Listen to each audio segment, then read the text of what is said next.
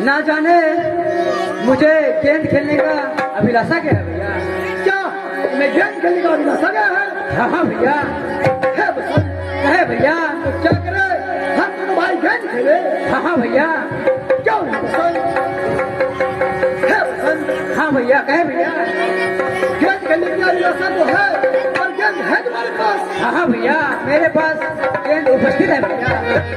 ठीक है बसंत, गेंद लेके आओ तुम।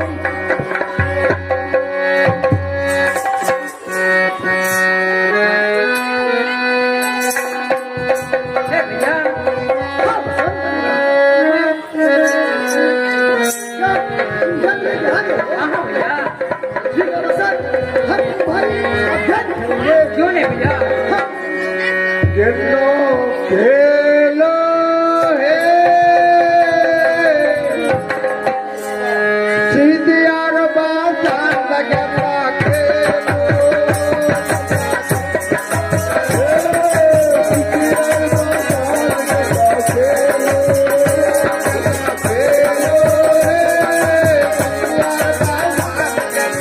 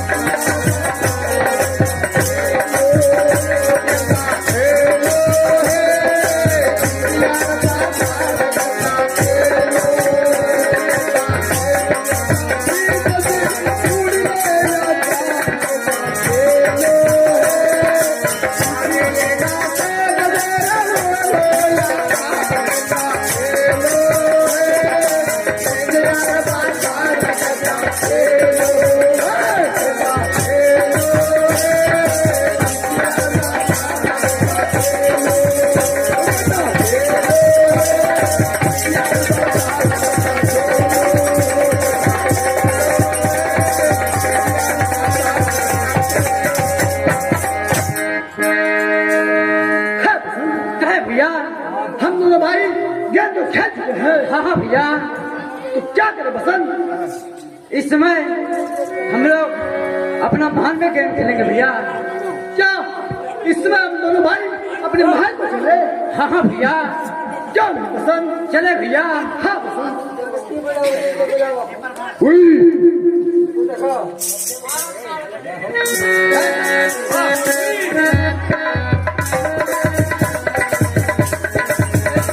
चलो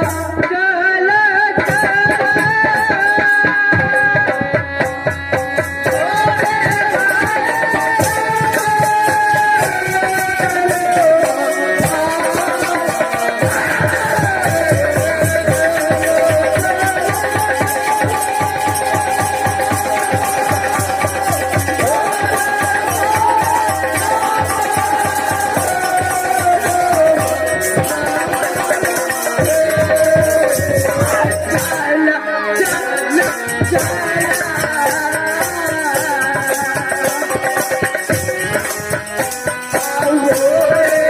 अगर ये देहाती नाच आप लोग को अच्छा लगा तो चैनल को सब्सक्राइब करें, लाइक करें, कमेंट करें और शेयर करें।